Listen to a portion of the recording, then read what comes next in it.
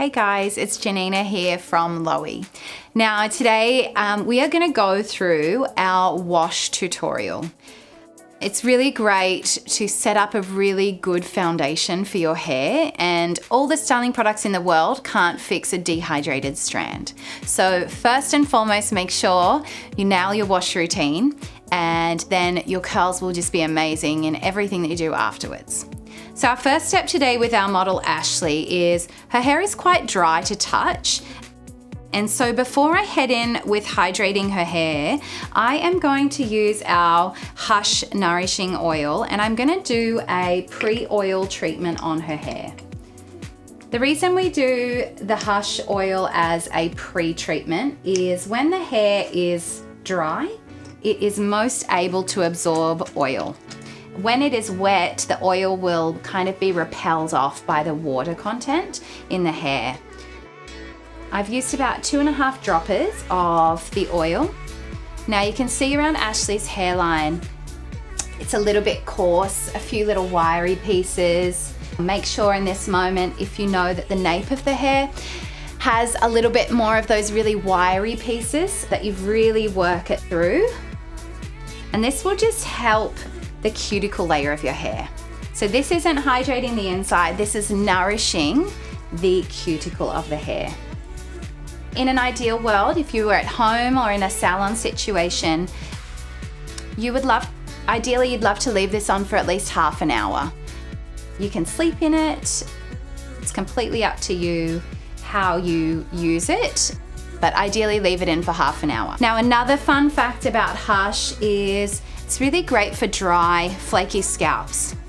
So you can just come through like so and just run your dropper through the affected scalp area like so, and then just give a lovely little massaging motion around those affected areas to really get in there and nourish that drier zone of scalp. If you are going to do that, I would recommend leaving it on for the night before you're going to wash.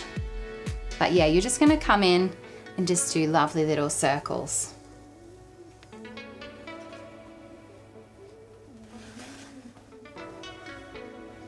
And then if you've stretched it through the hair, in a salon situation, I would often apply this to a client's hair when I'm actually consulting. So before I cut the hair, I would just come through and really work that oil into those really dry, tousled lengths, and then get in and cut the hair so that by the time we come to the basin, it's all absorbed in, nourished, and ready for a great hydration. Now we're gonna hit with cleansing the hair. So I'm gonna wet Ashley's hair down and we'll start with our first cleanse. So making sure you thoroughly wet the hair down. For some people, whether the porosity of the hair is low or high, this process may take a little bit longer, but it's really important to just make sure that you have thoroughly drenched and saturated the hair. Sometimes in thick hair, I just tend to lift up the lengths to really get that water to flow through the whole scalp. Our first cleanse we're doing with our Nourish and Flourish shampoo. Now when it's in your hand, you can see it starts off quite clear, a little bit murky. You want to emulsify or awaken the product.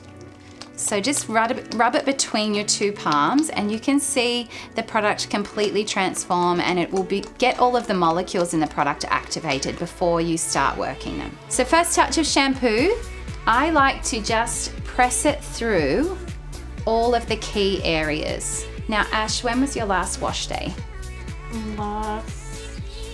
It's been a few days? Yeah, it's been a few days. Cool, perfect. So I'm likely to not really see a lot of sudsing as I work this through.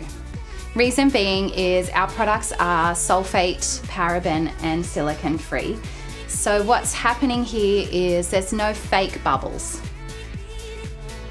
The cleanser right now is working on cleansing the hair, and because there is a week's worth, or maybe a little bit less, a week's worth of just lived in hair, it's cleaning something right now. So I just want to encourage you in this moment, if you don't see any bubbles, it's okay. The best thing you can do before you add more product is just trickle through a tiny bit more water. What the water does is it helps spread the product that is in her scalp so that we are able to get a more effective first cleanse. And then when we kind of come through and do her second shampoo, we're going to see lovely rich bubbles because we did a lot of this heavy work in the first shampoo. If you do feel the need to add more product, just remember, emulsify it first before you come in. What is shampoo's purpose? It is to cleanse the scalp. It removes any kind of free radicals, pollutions, things that your hair has just absorbed through the week. It should remove any products that you've used, but its main job is to cleanse your scalp. So make sure you focus your scrubbing on the scalp area, not scrubbing the lengths of the hair and kind of getting them all tangled up. Now, one key thing when I'm rinsing shampoo is to make sure you lift and allow all of the stuff shifted to rinse out of the hair. I'll show you the motion that most people do. After they've shampooed their hair, they will kind of squeeze out all of the suds like that. Now, shampoo will, in the bubbles and the foam, it will lift all of the things that are unwanted and not needed there, all the dirt, the sweat, the flaky scalp.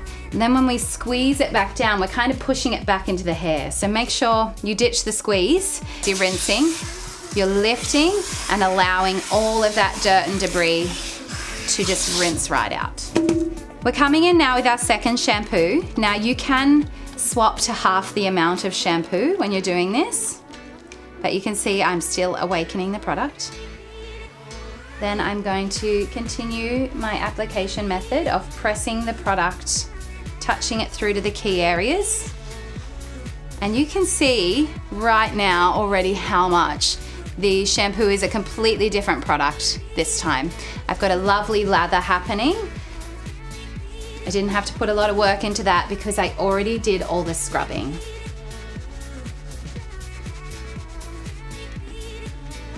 All right, so what you can see now is we're getting a really lovely rich lather.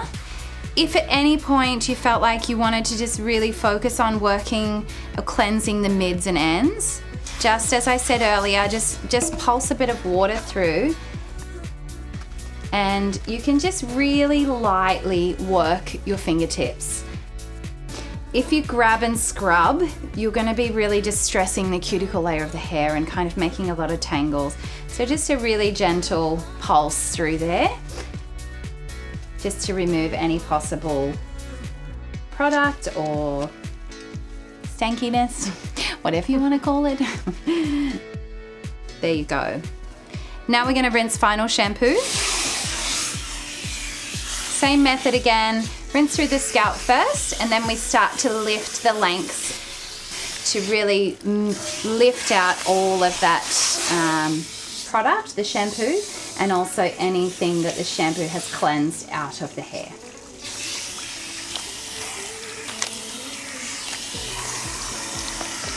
So we have thoroughly rinsed the cleanser, our Nourish and Flourish cleanser from Ashley's hair. I've left her hair soaking wet, like I've squeezed no water out, but already I can see that just in the time that we paused the footage that a lot of the moisture is gone. So I'm just gonna resaturate because I want as much water as possible in this thirsty hair. We're coming in with our Drench and Quench mask, and I'm probably using about a 50-cent size of the product.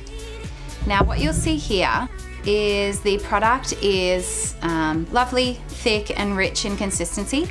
We still want to awaken it. It's still so important. Get all of the molecules working, get the product so as soon as it touches the hair, it's activated and ready to infuse and do its job on the hair strand. What you'll also find when you do this is you'll thicken the product because you're working it, making it multiply and grow. With my first touch of conditioner, I always touch the driest or the most thirsty hair. So that is always the ends of the hair. So I just lightly kind of tap my hands through the lengths of the hair. Then you can see I still have a nice amount of product on my fingertips now. So I'm going to do the extremities of the hair. So we're going to touch around the hairline and this nape area. And then you'll see I still have a little bit of product just around my fingers and nails. So now with whatever's there, you just want to kind of try and just get all the rest of that product into that mid-length area. So from one good 50-cent size of conditioner and really working it in my hands, I grew the product because I was activating it, but I also spread it all around my hands so I had the opportunity to actually have the right amount of conditioner spread through. Sometimes if you just work it in your hair, you'll use it all at one point because you didn't spread it far enough around your hands.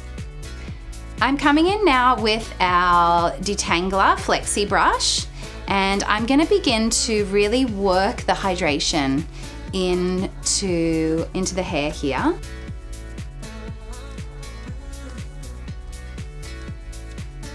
And what you'll see here is section by section, I'm taking really kind of dry, catchy hair and getting these really beautiful, luscious, soft, workable zones.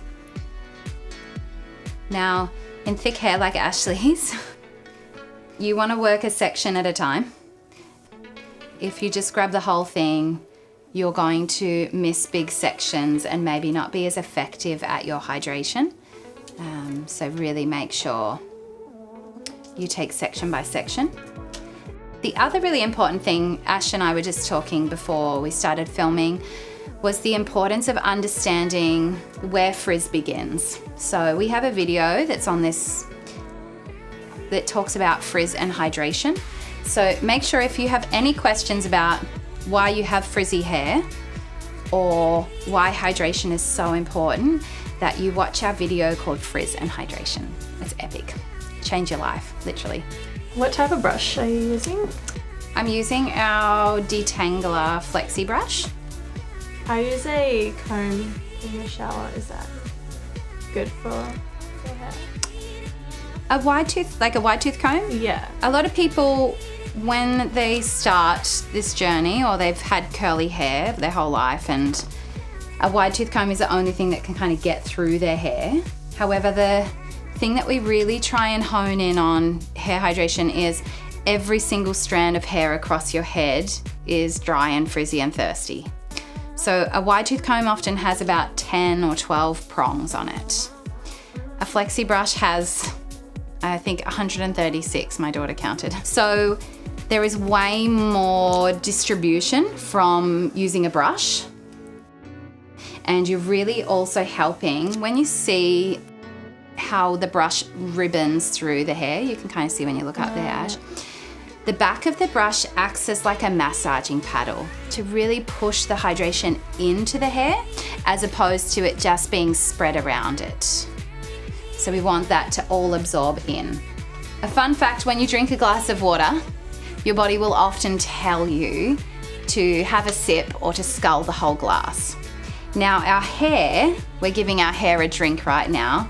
However, our hair is not attached to a blood supply and does not communicate to us how thirsty or if the thirst was quenched. So I'm going to show you now how to read the thirst levels of your hair. So in the shower, I encourage people to just take like a mirror in, or if you're in a basin situation in the salon, you could give your client like a mirror to watch this process. Now, when I touch the hair here, you can see how there's a little crema on the hair. What you're seeing there is that there is a slight remainder of conditioner sitting on the outside of the hair, meaning there's a little bit more ready for absorption. Now, as I've worked through, do you want to have a little feel of this? Feels really, what would you say? Like gooey. Gooey? Yeah. So the goal is that it should feel like a wet, soggy noodle. Okay? And that is the goal that you should get. So if you've put your conditioner in and you've worked it through the brush and it doesn't feel like a wet, soggy noodle, the best thing you can do is add a little bit more water, always more water, and a tiny bit more conditioner. The reason you need the both is the water is the carrying agent, which we go in depth in our frizz and hydration video. And so you need the balance of both to hydrate the hair. But quite often, I think in the past, we've thought more conditioner is better. You don't actually need crazy amounts of conditioner, because if you look at an individual strand, the sponge on the inside or the cortex on the inside is microscopic. So just think through, we're filling the sponge here. We are not trying to coat the hair. Now, we have used the Drench and Quench, which can be left on as a treatment. So we could leave this on for about half an hour. We could just rinse it off and use it as a rich conditioner. So the choice is completely yours. Today we're going to do a rinse straight away, but I'm gonna teach you a fun technique for rinsing conditioner. So a lot of times people just default to rinsing their whole conditioner out, and then they find in thirstier hair types that they still need to put a leave-in conditioner. So I'm gonna show you what's called the Ponytail Rinse. This technique basically rinses the scalp, rinses the conditioner and hydration from the scalp area, but we're going to leave the tails in. So you can see I'm holding the hair up like so. Now I'm using a lighter pressure, and it isn't super aggressive, and it's a little bit more tepid, so not cold, just tepid water. Now I'm then just allowing the nozzle to run the water through the scalp and that root area. This is removing any possible conditioner or excess hydration from the scalp, so we have no scalp irritation. But it's leaving it here on the ends. You can see no water's dripping out of there, so that we're leaving that gorgeous juicy hydration in the tails.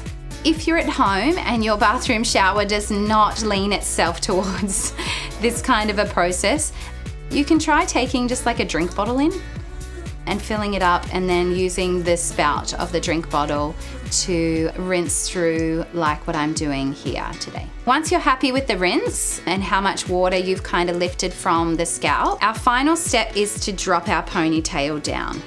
Now in that moment, you can choose whether you leave the water running through and allow some of this conditioner to rinse off. Now before we do this, I just want to show you up close. What you can see here as I'm pulsing the hair is there is just a lovely, like a light amount of milkiness to what is sitting on the ends. I don't really want to lose too much of this, knowing how thirsty and dry Ashley's hair has been in the past. So I'm gonna just allow, we're rinsing through the scalp, then I'm dropping the pony and just doing a light trickle over like so. Now when I show you this again, you can see there's still just a soft amount of milkiness to the water, but not excessive amounts. So there you go. That's how you do a ponytail rinse at the end of a hydration session. Now we're gonna hit the styling, so follow along your desired Kels Made Easy routine, whether it be the Lax, the Hero, the Fro, or the Mini, or the Pixie. So choose the video that best suits your hair or your client's hair, and we'll see you on the other side.